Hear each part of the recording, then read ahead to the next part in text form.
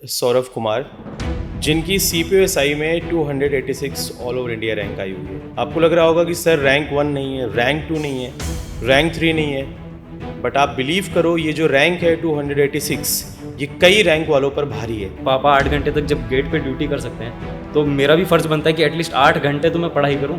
Rule number 1 बना लिया कि मुझे दोस्ती नहीं करनी। मैं लाइब्रेरी जाता था, लोग देख के ऐसे बोलते थे और भाई कैसे, मैं सिर्फ ऐसे करके निकल जाता था। मैं एक चीज़ बताना चाहता हूँ कि अगर आप लड़के हैं ना और आपके पास पैसा नहीं है तो आपकी कोई इज्जत नहीं। गर्ल्स के लिए सबसे ज़्यादा अगर इज्जत कहीं पे है तो वो गवर्नमेंट जॉब है। एक वर्दी पहन के एक लड़की जाएगी ना कहीं पे, किसी की हिम्मत नहीं कि ऐसे आँख उठा दे। लड़कियाँ मैच्योर होती है वैसे। अगर आप 20 साल का लड़का देखोगे, 20 साल की लड़की देखोगे तो वो लड़की 25 साल की सोच रखती है। मैंने मेंस बैच लॉन्च किया और उसमें मैं बहुत डेडिकेशन के साथ स्टार्टिंग में 8 से 10 दिन पढ़ाया, लेकिन सडनली एक बहुत बड़ी ट्रेजेडी हुई। उसी मेंस बैच लॉन्च करने के 10 दिन बाद मेरे फादर की डेथ हो गई थी।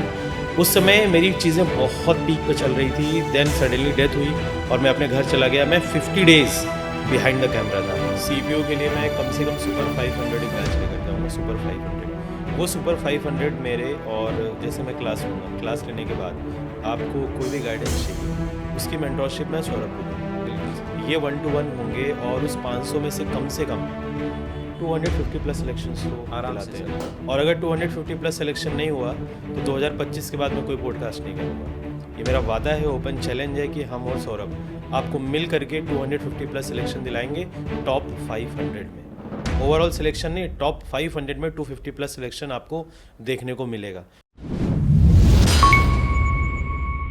हेलो एवरीवन, तो अभी हमारे साथ हैं एक स्पेशल गेस्ट सौरभ कुमार, जिनकी सीपीओएसआई में 286 ऑल ओवर इंडिया रैंक आई हुई है। ये सीपीओ के एक रियल हीरो हैं। आपको लग रहा होगा कि सर रैंक 1 नहीं है, रैंक 2 नहीं है, रैंक 3 नहीं है, बट आप बिलीव करो ये जो रैंक है 286 ये कई रैंक वालों पर भारी है, चाहे वो रैंक 1 हो, चाहे 2 हो, 3 हो, 4 हो। तो मैं उम्मीद करूँगा आप इस पूरे पॉडकास्ट को बहुत ध्यान से सुनेंगे और इनके पीछे का जो सबसे बड़ा जर्नी रहा है उस जर्नी को जब आप सुनेंगे कंप्लीट, इस सेशन को कंप्लीट आप देखेंगे तो आपको लगेगा कि मेरे लाइफ में कितनी भी फेलियर हो हमें कभी हार नहीं माननी चाहिए, क्योंकि ये एक ऐसे शख्स हैं जिन्होंने 9 टाइम्स एसएसबी आउट हुए हैं। 9 टाइम्स एसएसबी आउट हुए हैं। आपको पता है कि बंदा एक बार प्री फेल होता है, 2 बार प्री फेल होता है, 3 बार प्री फेल होता है तो उसको ऐसा लगता है कि यार अब मेरे से कुछ नहीं हो पाएगा, शायद ये एग्ज़ाम मेरे लिए नहीं बना हुआ है। बट एक ऐसी पर्सनैलिटी जो मेरे साथ इस पॉडकास्ट में है, उन्होंने 9 टाइम्स एसएसबी फेस किया और उसको आउट हो गए वहाँ से वो, बट फाइनल सिलेक्शन इनका नहीं हुआ सीडीएस में या एफकैट में। बट एक ऐसा एग्ज़ाम एसएससी सीपीओएसआई जहाँ पर इन्होंने पूरे डेडिकेशन के साथ, पूरे हार्डवर्क के साथ, परजीवरेंस के साथ अपनी मेहनत झोंकी और सीपीओएसआई 2024 में all over India rank 286 achieve करी। आज इनकी जर्नी को हम लोग बिल्कुल शुरू से लेकर के आखिरी तक सुनेंगे। तो हमारे साथ special guest, hello Saurabh. Thank you so much sir for welcoming here. Okay, तो आपने बुलाया, कोटा से मैं आया हूँ राजस्थान से। जी बिल्कुल। और ऐसा माहौल मैंने कभी पहले देखा ही नहीं था कि, क्योंकि मैं मुखर्जी नगर कभी रहा नहीं। यहाँ की कोचिंग्स, यहाँ की भीड़ और यहाँ के बच्चे बैग उठा के जाते हुए सुबह सुबह लाइब्रेरीज़ की तरफ, तो जब हम बस में होते हैं तभी हमें एक मोटिवेशन सी आती है कि काश इनकी तरफ अपन भी यार जाएं। मतलब एक अंदर से फीलिंग आती है कि यार ये पढ़ रहे हैं, अपन क्या कर रहे हैं। क्योंकि जब आप घर पे रह के पढ़ाई करते हो तो आपको एक एनवायरनमेंट नहीं मिल पाता। बिल्कुल। तो आपको सबसे बड़ा मोटिवेशन रहता है आपके टीचर्स और आपके जो भी मतलब क्लासेस लगती हैं, रिजल्ट्स आते हैं, क्योंकि हर 15-20 दिन में किसी ना किसी एग्ज़ाम का रिज़ल्ट आता है और सेलिब्रेशंस होते रहते हैं, चाहे आप यूट्यूब खोलो, इंस्टा खोलो। तो वही चीज़ एक घर पे रहने वाले स्टूडेंट के लिए मोटिवेशन होती है। अच्छा सौरभ, मेरा आपसे एक क्वेश्चन है। जैसे पहले सोशल मीडिया का टाइम नहीं था, हाँ जी सर। तो बच्चे अपना सेलिब्रेशन जर्नी हाँ जी। या फिर कोई भी सक्सेस हो वो सोशल मीडिया पर शेयर नहीं कर पाते थे, तो लोगों तक पहुंचता नहीं था ये चीज़। हाँ जी सर। ठीक है। और अब क्या है कि सोशल मीडिया के थ्रू अगर जो बच्चा सेलेक्ट हो जाता है उसकी बहुत सारी वीडियोस बच्चों को फेसबुक पे, यूट्यूब पे, इंस्टाग्राम पे, अलग अलग टीचर्स के प्लेटफॉर्म पे दिखना शुरू होती हैं। जी सर। तो जो बच्चे 1-2 बार में फेल हो जाते हैं, एसएससी का कोई भी एग्ज़ाम हो, वो सीपीओ हो, सीजीएल हो, सीएचएसएल हो, तो उनके लिए बहुत बड़ा डिमोटिवेशन का ये पार्ट बनता है। हाँ जी। तो मेरा आपसे ये क्वेश्चन है कि इस कंप्लीट सोशल मीडिया के दौर में हाँ जी सर। किसी भी स्टूडेंट को किस तरीके से अपने कॉन्फिडेंस को बना के रखना चाहिए? पहली बात तो सर ये सोशल मीडिया एक डिस्ट्रैक्शन भी है, बिल्कुल। और नॉलेज के लिए भी यूज़ कर सकते हैं। बट बिल्कुल। क्या होता है कि जैसे अपना माइंड है वो डिस्ट्रैक्शन की तरफ ज़्यादा जल्दी जाता है और उससे अच्छी चीज़ें बहुत लेट प्राप्त करता है। तो मैं ये करता था अपनी प्रिपरेशन टाइम में कि मैंने अपनी फीड ही पूरी ऐसी कर रखी थी कि कोई भी फालतू वीडियोज़ आ रही हैं तुरंत स्किप कर देना, जिससे क्या है कि मेरी पूरी फीड अच्छे से ऑर्गेनाइज हो गई थी कि सिर्फ सिलेक्शन ही सिलेक्शन दिख रहे हैं, पढ़ाई की चीज़ें आ रही हैं, मोटिवेशन आता था एक उसमें। तो कंक्लूज़न ये निकलता है कि ऐसा नहीं है कि आपको इंस्टाग्राम यूज़ नहीं करना है, यूट्यूब यूज़ नहीं करना है। बहुत सारे यूट्यूबर्स अपने वीडियोस में ये बोलते हैं कि आप मोबाइल फ़ोन को दूर रख दो, देखो ही मत, ऐसा नहीं करना है आपको। एक सवाल मुझसे बच्चे पूछते हैं कि आप इसके मतलब कैसे अपना वॉच टाइम कम करें फ़ोन से।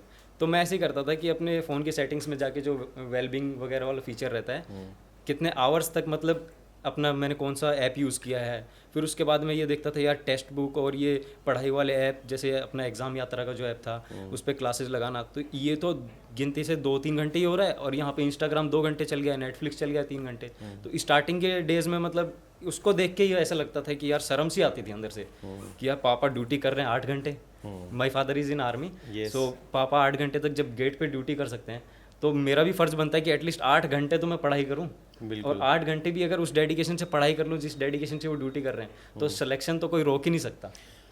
सौरभ का यही कहना है क्लियर कट, अगर आप एक दिन में 8 घंटे अपने ऊपर देते हैं, 8 घंटे मतलब पढ़ाई पे, रिमेनिंग 16 घंटे होते हैं, आप एक स्टूडेंट हो, 6 घंटे सो जाओ।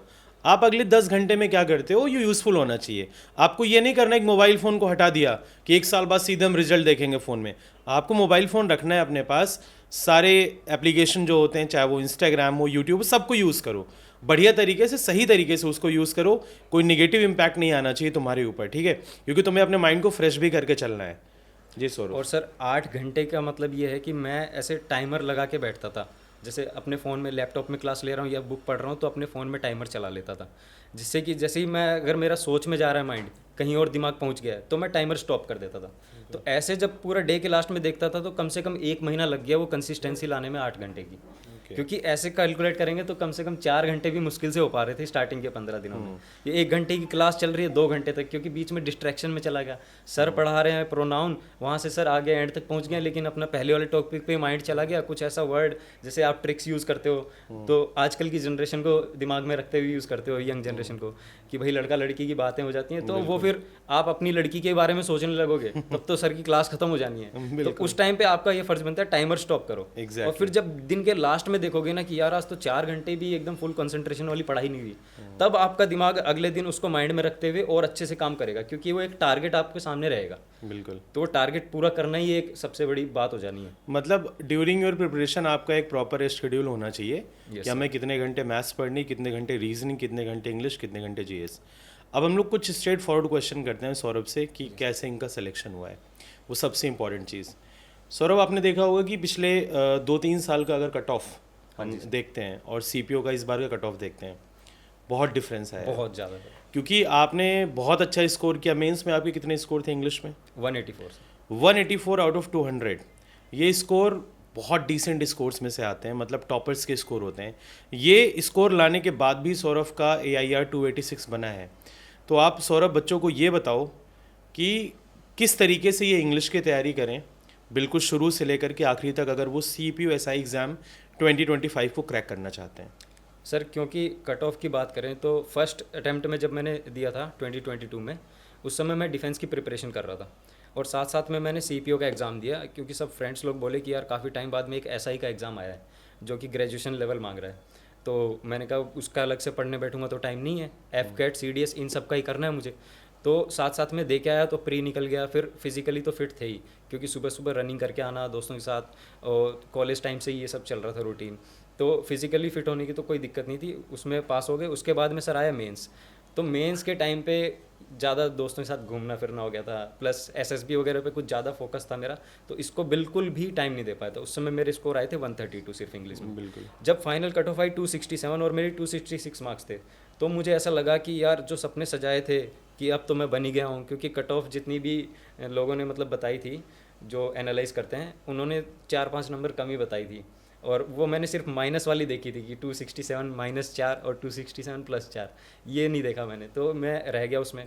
उसके बाद में नेक्स्ट अटैम्प्ट में जब तक मैं बैठ के प्रिपेयर करता, तब तक नेक्स्ट अटेम्प्ट एकदम सर पे आ गया, जैसे इस बार 2025 का है। और कट ऑफ इतनी ज़्यादा हाई चली गई क्योंकि वैकेंसीज कम थी सेकंड अटेम्प्ट में, बट थर्ड अटेम्प्ट में वैकेंसीज ज़्यादा होने के बाद भी कट ऑफ इतनी अनएक्सपेक्टेड थी कि 297, क्योंकि कहाँ 267 ओबीसी की कट ऑफ थी 2022 में, और 2024 के एग्ज़ाम में 1000 वैकेंसीज ज़्यादा होने के बाद भी कट ऑफ जो है 30 मार्क्स इंक्रीज़ हो गई 297।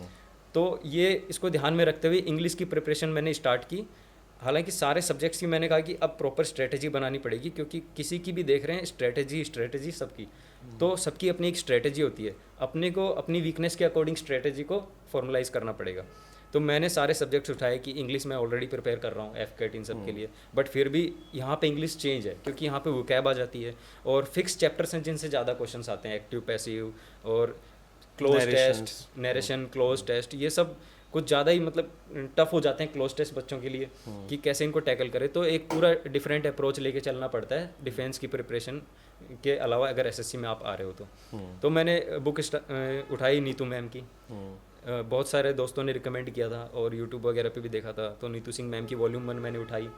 वहाँ से मैंने ग्रामर के चैप्टर रीड करना चालू किया, तो मुझे थोड़ा डिफ़िकल्ट लगा, तो मैंने फिर सेम चैप्टर का मैं यूट्यूब पे सर्च करता था, जैसे हर्ष प्रताप सर या फिर नीतू मैम और जो भी टीचर्स आपको इंग्लिश के लगें, उनसे मैंने देख के ऐसे ऐसे पूरा चैप्टर अपने प्रिपेयर कर लिया अच्छे से। उसके बाद में मैं वापस बुक पे आया, तो वो पूरी बुक मैंने कंप्लीट की, जैसे आपने भी पढ़ा रखी है, पूरी वॉल्यूम 1 वॉल्यूम 2 कवर कर रखी है, तो वो पूरे चैप्टर वाइज मैंने पढ़ना स्टार्ट किया। तो जैसे 20 पेज हैं स्टार्टिंग के चैप्टर में, जो सबसे पहले चैप्टर है वर्ब, उसमें 20 पेज हैं, तो मैं ये करता था कि पूरा देख चुका हूँ मैं पहले से, मुझे 20 पेज पढ़ने में 1 घंटा लगेगा। उसके बाद में उसकी क्वेश्चंस की प्रैक्टिस करता था आधे घंटे, तो 1.5 घंटे मेरे यहाँ चले जाता था। अगर कोई चैप्टर ऐसा आता है जिसकी मुझे समझ नहीं आ रही है अभी भी, तो उसकी मैं वीडियो देख लेता था, तो 1 घंटा और हो जाता था, तो 2.5 घंटे का योग है और आधे घंटे में वोकैब करता था। तो 3 घंटे एक सब्जेक्ट को इसलिए देता था क्योंकि बाकी 3 सब्जेक्ट और हैं जिनको मुझे देना है दिन भर में। बिल्कुल। और अगर एक ही सब्जेक्ट मैं काफ़ी दिन तक लेके चलूँगा तो चीज़ें बिगड़ जाएंगी और माइंड भी अपसेट हो जाता है। पूरे दिन भर आप एक ही एक सब्जेक्ट पे पढ़ाई करो तो शाम तक फिर एकदम फ्रस्ट्रेटिंग लगने लगता है, और क्योंकि अदर सब्जेक्ट आपके पीछे चल रहे होते हैं कि ये खत्म होगा तब नेक्स्ट उठाऊंगा, इसलिए मैं सबको एक साथ लेके चलता था। और पता नहीं था कि मई तक पेपर होगा प्रीलिम्स, जैसे पिछले 2 अटेम्प्ट में बहुत फास्ट कराए इन्होंने, तो मुझे लगा सिर्फ 3 ही महीने मेरे पास। उस 3 महीने में मुझे मैथ्स भी करनी थी।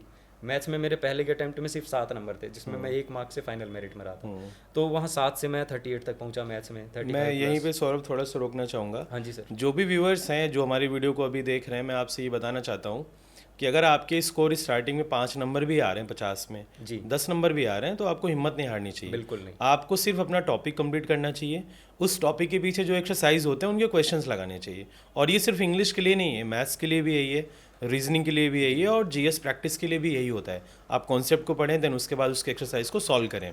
तो जैसा कि इन्होंने बताया कि इनके मैथ्स में 7 मार्क्स स्टार्टिंग में आते थे, और अभी मैं इनसे पूछता हूँ कि आपके सीपीओ 2024 प्रीलिम्स में कितने स्कोर थे मैथ में? प्रीलिम्स में सर 2 एग्जाम थे उस समय, फेज 12 का भी हुआ था और ये सीपीओ का भी हुआ था। तो 7 से लेके 32.5 मेरे आए मैथ्स में, क्योंकि सिंप्लीफिकेशन थोड़ा सा टफ आया था। अब आप ये सोचो कि 7 to 32.5, बहुत सारे बच्चों को ऐसा लगता होगा कम स्कोर है, बट आप इनका वो देखो इंप्रूवमेंट लेवल 7 नंबर से सीधे इंक्रीज किया इन्होंने 25 मार्क्स। और सर उसी टाइम पे फेज 12 का भी हुआ था 2 दिन पहले, उसमें मेरे 38.5 आए थे। और मैथ्स में 38.5 इन्होंने सिलेक्शन फेज में भी अचीव किया। तो मतलब ऐसा नहीं कि स्टार्टिंग में अगर आपके स्कोर नहीं आ रहे तो आप डिमोटिवेट हो जाओ, आप पेपर ही मत दो। जिस एग्जाम को आप टारगेट कर रहे हो उसको अच्छे तरीके से प्रिपेयर करो, कम से कम 1 साल। पहले बार नहीं हो रहा कोई बात नहीं, दूसरी बार नहीं हो रहा कोई बात नहीं, लास्ट टाइम तो हो ही जाएगा आपका अगर आप ढंग से पढ़ो। और लास्ट टाइम आप पहली बार अगर आप सीआरपीएफ से चूक रहे हो, हाँ, तो अगर आप प्रॉपर स्ट्रेटेजी करोगे तो लास्ट टाइम की तो मैं गारंटी दे रहा हूँ आप डीपीएसआई मार के ले जाओगे। बिल्कुल। अब देखो जैसे सौरभ ने CISF-SI अचीव किया है, तो इनका अगला टारगेट ये कह रहे हैं कि अगर कोई भी स्टूडेंट CISF तक आता है, CRPF तक आता है और एक अटेम्प्ट और लेता है वो, तो DPSI वो ग्रैब कर ले जाएगा आराम से। और सर ऐसा है कि अगर 2 महीने और मैं मैथ्स को लगाता, क्योंकि प्रीलिम्स आ गया था, तो शायद मैं 50 आउट ऑफ 50 भी स्कोर कर लेता। हो जाता, क्योंकि ऐसी कोई चीज़ नहीं थी जो आप समझ न सको। टीचर्स हैं, बहुत सारे टीचर्स हैं जो आपके टॉपिक्स क्लियर करने के लिए लगे हैं। आप बस यूट्यूब खोलो, सर्च करो, आपको एफर्ट्स डालने हैं, प्रीवियस ईयर क्वेश्चंस उठाओ, समझो कि कहाँ से आ रहे हैं। जैसे इंग्लिश में मैंने देखा, पहले 3 साल के मैंने सीपीओ के प्रीवियस ईयर क्वेश्चन उठाए। उसके बाद में मैंने किरण पब्लिकेशन की बुक ली प्रीवियस ईयर क्वेश्चन की, कोई भी आप उठा सकते हो। तो उसके अंदर कम से कम 6 से 7 हज़ार क्वेश्चंस थे। वो सारे के सारे लगा डाले मैंने। डेली ये रखता था कि आधे घंटे जो मैंने प्रैक्टिस क्वेश्चंस का बताया आपको 3 घंटे में से, उसमें आधे घंटे मैं 100 क्वेश्चंस इंग्लिश के सॉल्व करता था। और क्योंकि अब आपके आधे घंटे में 50 क्वेश्चंस करने हैं, इंग्लिश में तो बहुत ज़्यादा टाइम है आपके पास प्री में, बट मेंस में सेक्शनल वाइज डिवाइज कर दिया इस बार। तो जो आप एंटोनियम सिनोनियम वोकैब वगैरह में टाइम बहुत जल्दी आप कर दोगे ये क्वेश्चंस, बट आपको कम पड़ेगा टाइम क्लोज टेस्ट कॉम्प्रिहेंशन। तो इसके लिए आपको रीडिंग बढ़ानी पड़ेगी। अब आप रीडिंग बढ़ाने के लिए एक्स्ट्रा न्यूज़पेपर की साइड जाओगे तो आपका टाइम वेस्टिंग है, क्योंकि आप अभी एसएससी की प्रिपरेशन कर रहे हो। अगर वहीं यूपीएससी की कर रहे होते तो आप द हिंदू पढ़ते हो, इंडियन एक्सप्रेस पढ़ते हो, तो वहाँ से आप स्पीड बढ़ा सकते हो। अब आप स्पीड बनाए काम करो अपने प्रीवियस ईयर क्वेश्चंस को बहुत फास्ट सॉल्व करके, कि जैसे स्टार्टिंग में एरर डिटेक्शन वाले 100 क्वेश्चन करो 30 मिनट में, आपकी स्पीड ऑटोमेटिक बढ़ेगी पढ़ने की और समझने की, क्योंकि उसमें एरर वाले में आप सारे चैप्टर्स का मिक्सअप दिमाग लगाना पड़ता है। एग्जैक्टली इसलिए सीपीयू एसआई में आप देखते होगे सब लोग प्री की बात करते हैं, मेंस की बात करते हैं, लेकिन जो सबसे बड़ा फैक्टर होता है वो होता है फिजिकल एग्ज़ाम। जी सर। इस पॉइंट को कोई बात ही नहीं करता है। मैं बता रहा हूँ आपको, जो भी मेरे व्यूअर्स हैं और सौरभ भी हैं यहाँ पे, सौरभ तो हालांकि क्वालिफाइड हो गए हैं, इनकी ऑल इंडिया रैंक 286 आ चुकी है। अगर आप प्रीलिम्स पेपर दे करके आते हैं और पेपर देने के बाद अगले दिन अगर आप ग्राउंड पे नहीं जाते हैं तो ये मान के चलो कि आपका फिजिकल पहले से ही आप आउट हो, और फिजिकल आउट हो तो आपका मेंस वैसे भी नहीं होगा। तो जो भी मेरे व्यूअर्स हैं सीपीयू एसआई 2025 की प्रिपरेशन कर रहे हैं, भाई प्री का एग्ज़ाम सामने है। अगर तुम फिजिकली फिट नहीं हो तो कोशिश ये करो कि 2 घंटे डेली ग्राउंड पर अभी से देना आप शुरू करो, क्योंकि रिटेन के साथ साथ ग्राउंड बहुत मैटर करता है सीपीयू एसआई के एग्ज़ाम में। और बहुत सारे बच्चों को लगता है मैं तो गांव से बिलोंग करता हूँ, मेरे लिए 1600 मीटर क्या है, मेरे लिए 100 मीटर क्या है, लॉन्ग जंप क्या है, हाई जंप क्या है। कुछ मत करो, आज ही आप एक बार ग्राउंड में जाओ और ये चारों टास्क आप कंप्लीट करके देखो। मैं बता रहा हूँ 95% स्टूडेंट्स नहीं क्वालिफाई कर पाएंगे। It takes at least 3 months for physical examination. कम से कम 3 महीने लगते हैं प्रॉपर प्लानिंग, प्रॉपर ट्रेनिंग के लिए। तो आप कभी भी ऐसा मत करना कि सीपीयू एसआई प्री के रिजल्ट का आप वेट करो कि आपका लिस्ट में नाम आएगा तब हम दौड़ेंगे, तब हम मेंस का एग्ज़ाम देंगे। ये आपको नहीं करना है। आपको प्री एग्ज़ाम का वेट नहीं करना है कि भाई आपका एडमिट कार्ड कब आएगा। अभी से ही आपको लगना है, अभी से ही ग्राउंड पे जाना है। 1600 मीटर की प्रैक्टिस अभी से ही आप करो भाई। अगर आप नहीं कर रहे हो तो बुरा मत मानना, सिलेक्शन नहीं होगा आपका, ठीक है। तो ये एक छोटी सी एडवाइस देना बहुत ज़रूरी है। जी सर। आप क्या कहना चाहोगे? जो बहुत ज़्यादा ओवरवेट बच्चे हैं, वो सोचते हैं कि मैं तो फिजिकली फिट हो ही नहीं सकता हूँ। तो मेरे बहुत सारे दोस्त हैं जो फिजिकल के टाइम मुझे मिले, तो उन लोगों ने अगर उनकी पहले की फ़ोटोज़ में कंपेयर करूँ तो काफ़ी ज़्यादा वेट कम किया। 30 kg तक बच्चों ने वेट कम किया, क्योंकि उनको एक डेडिकेशन था कि मुझे करना ही है कैसे भी करके। जैसे ही आपका प्रीलिम्स एग्ज़ाम होता है तो आप आंसर की तो 3-4 दिन में आ जाती है सर। उसके बाद में एक्सपेक्टेड कट ऑफ भी आ जाती है 3-4 दिन में, आंसर की के डिपेंड पे। तो आपको उसी टाइम अगर आप कट ऑफ में आ रहे हो एक्सपेक्टेड में, उससे 5 नंबर कमी मान के चल लो। अगर आपके उतने मार्क्स आ रहे हैं तो आप उसी दिन से अपनी फिजिकल की प्रिपरेशन स्टार्ट कर दो। और क्योंकि दिन भर सुबह शाम तक लाइब्रेरी में बैठे रहते हैं बच्चे, तो वेट तो बढ़ ही जाता है। तो फिजिकली फिट रहना भी जरूरी है। जो सीपीयू की नहीं भी कर रहे हैं, अदर एग्जाम्स की भी कर रहे हैं एसएससी से, तो उनको भी फिजिकली फिट रहना जरूरी है, क्योंकि आप अफोर्ड नहीं कर सकते बीमार होना प्रिपरेशन के टाइम। बिल्कुल। आप एक स्केड्यूल बनाते हो 30 डेज का, या फिर जब भी आपका एग्जाम आ रहा है उससे पहले का।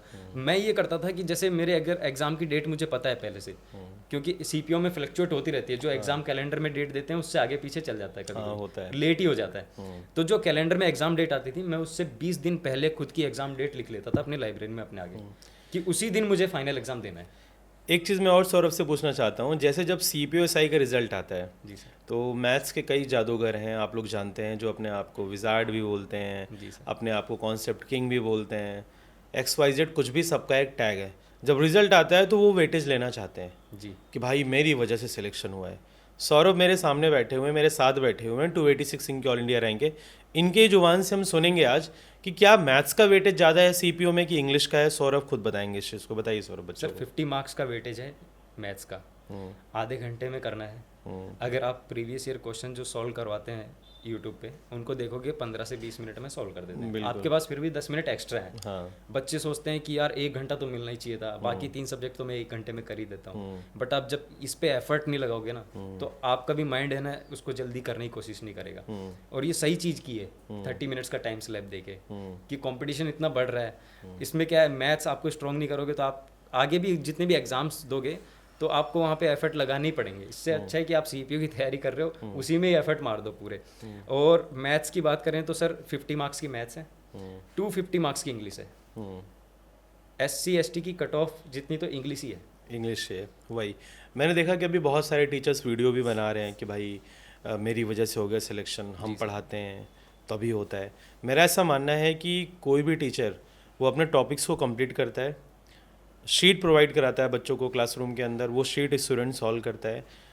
स्टूडेंट और टीचर का जो कॉम्बिनेशन होता है CPO SI एग्ज़ाम में, मैं आपको बताता हूँ, टीचर का रोल सिर्फ और सिर्फ 10% का होता है, बाकी स्टूडेंट का 90% होता है। आप बोलोगे कैसे 90%? भाई वो प्री एग्ज़ाम दे रहा होता है, वही ग्राउंड फेस कर रहा होता है, वही मेंस का एग्ज़ाम दे रहा होता है, उसी का मेडिकल होना होता है। तो इसमें एक ऐसा एग्ज़ाम है जहाँ पर स्टूडेंट का वेटेज 90% है और टीचर्स का वेटेज 10% है। और सर दूसरी चीज़, इंग्लिश के लिए बहुत सारे बच्चों का क्वेश्चन रहता है कि मैं हिंदी मीडियम से हूँ, हाँ, तो मैं कैसे करूँगा जब 250 नंबर की इंग्लिश है, वहीं पे से देख के CPO से बाहर हो जाते हैं। जबकि मैं रियलिटी बताऊँगा, इसमें इंग्लिश इतनी टफ नहीं आती, बिल्कुल। बस आपको कंसिस्टेंट रहना है, वोकैब याद करनी है। वोकैब में क्या, हिंदी इंग्लिश, हाँ बिल्कुल। आप ट्रिक बनाओगे हिंदी में, हाँ फिर आप क्या वहाँ पे हिंदी मीडियम इंग्लिश मीडियम सोच रहे हो। अच्छा सौरभ, मेरा अब सीधे एक स्ट्रेट फॉरवर्ड क्वेश्चन है। जी सर। जैसे 2025 का बच्चा अगर मेरी वीडियो को देख रहा है, हाँ जी सर। जो CPO की तैयारी कर रहा है, जी जो बच्चा बिगिनर है, जी उसको इंग्लिश में क्या पढ़ना चाहिए, किसकी वीडियोस को फॉलो करना चाहिए? वन शॉट में बताओ इनको कि इनके प्री में कम से कम 50 से 45 नंबर इंग्लिश में आए, हाँ जी और मेंस में आपके 184 हैं। हाँ जी। थोड़ी बहुत स्लाइड मिस्टेक इन्होंने करी होगी, अदरवाइज 180 190 के आसपास होते 190 हैं, आराम से बहुत आराम से होते ही है। तो इनको वन शॉट में आप बताइए कि ये क्या करें कि इंग्लिश में इनके बेहतरीन स्कोर आ जाए। सबसे पहले आपको उठानी है अपनी बुक्स, सोर्सेज उठा लो आप। उसके बाद में आप प्रीवियस ईयर क्वेश्चंस की बुक ले आओ, मतलब एक ग्रामर की बुक, एक प्रीवियस ईयर क्वेश्चन की बुक, और ब्लैक बुक ले सकते हो वोकैब के लिए। ये तीन हो गए, इसके अलावा कुछ नहीं पढ़ना है। मार्केट में हज़ारों बुक्स हैं, टीचर्स अपनी बना बना के भी देते हैं बुक्स, तो वो आपका डिस्ट्रैक्शन है, वहाँ पे आपको नहीं जाना है। जो ऑलरेडी जहाँ से आ रहा है वो रिसोर्सेज उठा लिए, उसके अलावा इस सब्जेक्ट के बारे में कुछ नहीं सोचना है। स्टार्ट करना है आपको, बुक ग्रामर की उठानी है, चैप्टर का नाम देखा, सर की वीडियो देख ली, पूरी प्लेलिस्ट बना के डाली हुई है फ्री के अंदर, तो उसमें से आप देखो, है ना, आपको जो भी टीचर अच्छे लगे वो भी देख सकते हो। ऐसा नहीं कि मैं सर के बारे में कह रहा भाई हूँ। यहाँ पे कोई भी चीज़ स्क्रिप्टेड नहीं है। जी ठीक है, आपने देखा होगा कि नीतू मैम की वॉल्यूम 1 के बारे में हमने बात करी है, और हमने बहुत सारी चीज़ें ऐसी अभी हम डिस्कस करेंगे, आपको लगेगा कि यहाँ पे कोई चीज़ स्क्रिप्टेड नहीं है।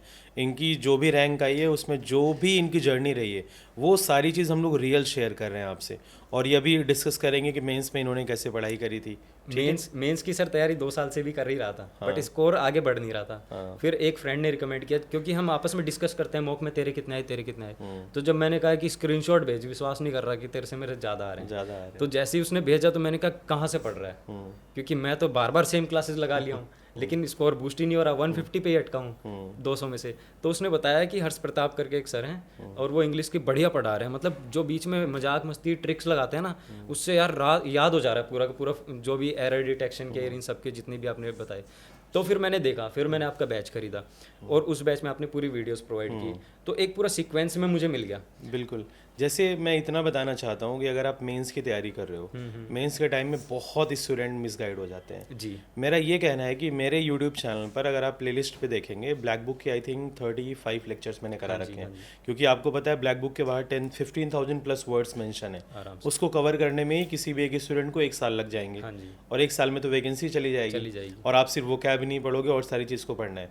आप वो 35 लेक्चर्स देख लो, उसमें मैंने प्रीवियस ईयर भी कवर किए हुए हैं, हाँ हाँ सर। प्रीवियस ईयर क्वेश्चन को, वो 35 आप देख लो, प्लस पेड बैच के अंदर मैंने वोकैबलरी के सिनोनिम्स एंड एंटोनिम्स के 23 लेक्चर्स प्रोवाइड किए हैं, और वो लेक्चर्स कहाँ की वो कैब हैं, वो नीतू मैम की वॉल्यूम 1 की जो ऑप्शंस वाली क्वेश्चंस हैं वोकैबलरी के, प्रैक्टिस क्वेश्चन प्रैक्टिस क्वेश्चन, वो मैंने डिस्कस किए हैं, और हर सिनोनिम के आपको कम से कम 4 से 5 वर्ड मैंने एक्स्ट्रा भी मेंशन कराया है।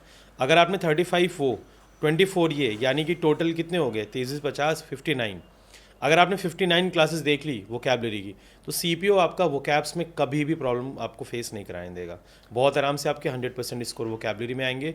वन वर्ड इज को related to vocabularies, one word हो गए, सिनोनिम्स एंटोनिम्स हो गए, ये सब सेम होते हैं। वन वर्ड की अलग से इनको फाइल भी प्रोवाइड करा के रखी हुई है एप्लीकेशन पे।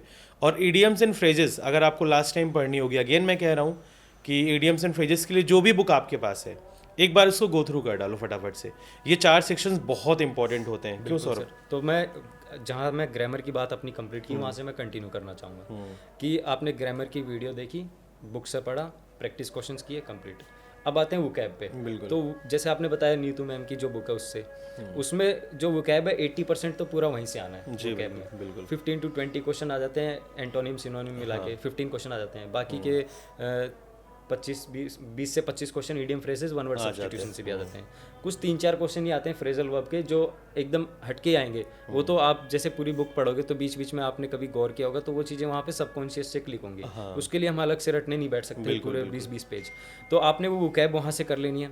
उसके बाद में अगर वोकैब याद नहीं हो रही है तो इसीलिए सर ने वीडियोस प्रोवाइड किए हैं। Exactly. क्योंकि उसमें सिर्फ ये नहीं है कि आपको जो बुक से उठाया वहाँ पे कर दिया, इसका आंसर ये है, इसका आंसर देखो ये है। बहुत सारे वो तो आप बुक से भी कर सकते हो। बहुत सारे स्टूडेंट्स क्या करते हैं, उनको लगता है कि अगर मैंने 2000 वर्ड इनको ट्रिक के साथ पढ़ा दिया हाँ जी। तो इनकी ये डिमांड होती है कि अगले 2000 भी ट्रिक के साथ पढ़ाओ। हाँ यार अगर मैं सारे इनको ट्रिक के साथ पढ़ा दूँ तो हम बताना सौरभ कि क्या ये खुद से मेहनत करेंगे? मेहनत नहीं होगी फिर, और इतनी सारी ट्रिक्स फिर आप कंफ्यूज कर जाओगे। बिल्कुल आप कंफ्यूज कर जाओगे। बहुत सारे वर्ड्स ऐसे होते हैं जो हमें बिना ट्रिक्स के भी पढ़ने होते क्योंकि हाँ वही मैंने देखा, जैसे वीडियोस में जिन क्वेश्चंस जिन वोकैब में मतलब मैं अटक रहा हूँ, हाँ वो उन्हीं की ट्रिक्स बनाई है। क्योंकि अगर आप सबकी ट्रिक बनाओगे फंसोगे। दूसरी चीज़, आप उन वर्ड्स की ट्रिक देखने ही जाओगे जिनमें आप बार बार फंसते हो। बिल्कुल।